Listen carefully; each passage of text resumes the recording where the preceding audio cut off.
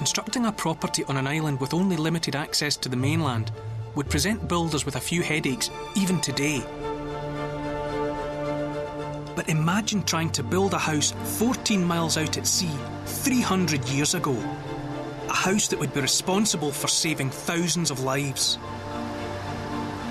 I love lighthouses. In fact, I'm an honorary member of the Association of Lighthouse Keepers. And get this, I'm now on my way to visit the location of the world's first offshore lighthouse. And we've only got a very short weather window. It's going to be pretty tricky to get out there. That is fantastic. Right on the horizon there's the faintest grey line, just sticking up a few millimetres, as it were. That is the Eddystone Lighthouse. It's all very well from our 21st century perspective. We know you can build lighthouses on rocks. But put yourself in the shoes of people 300 years ago, when that idea was as outlandish as building a tower on the moon.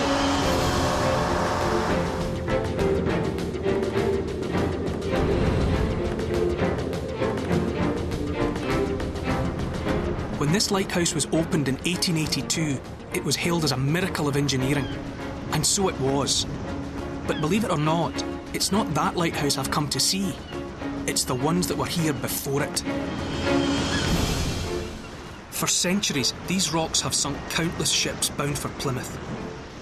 With the great increase in maritime trade in the late 17th century, a way had to be found to protect ships from these foreboding rocks.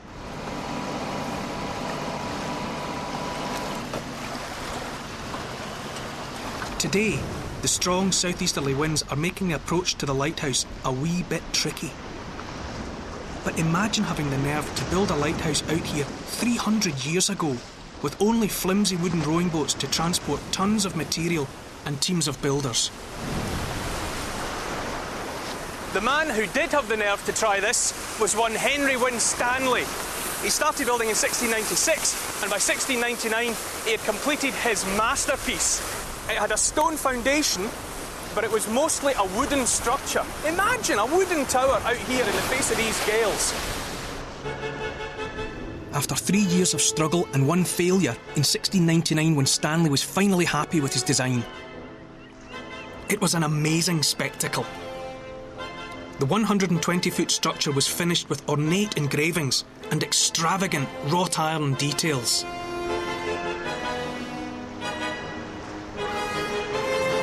Many people questioned the lighthouse's sturdiness. Would it be able to stand up to the unrelenting gales and ferocious seas?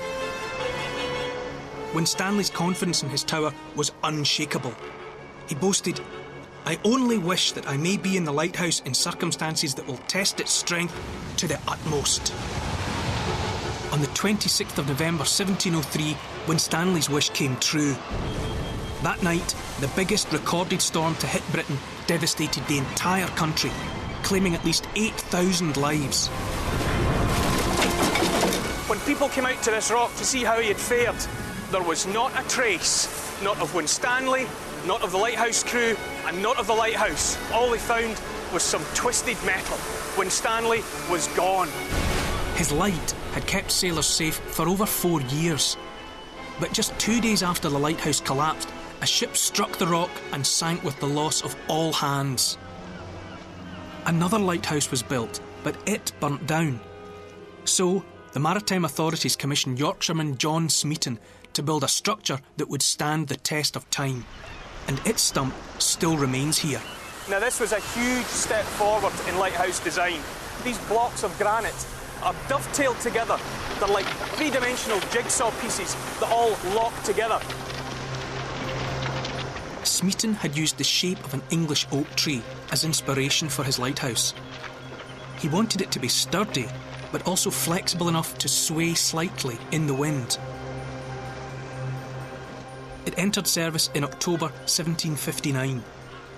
So effective was Smeaton's innovative design that it became the standard for lighthouses worldwide, and is still a template for today's lighthouse builders. Smeaton's lighthouse stood for 120 years before cracks appeared, not in the tower, but on the rock below it. The lighthouse had proved to be tougher than the very rock it stood on.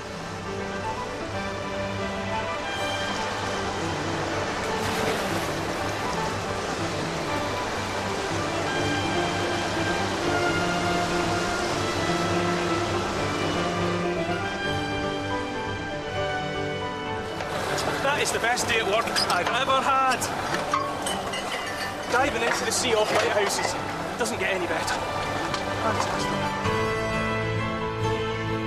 Such was the significance of Smeaton's lighthouse that the people of Plymouth paid for it to be taken down block by block and rebuilt on Plymouth Hoe as a memorial to its designer.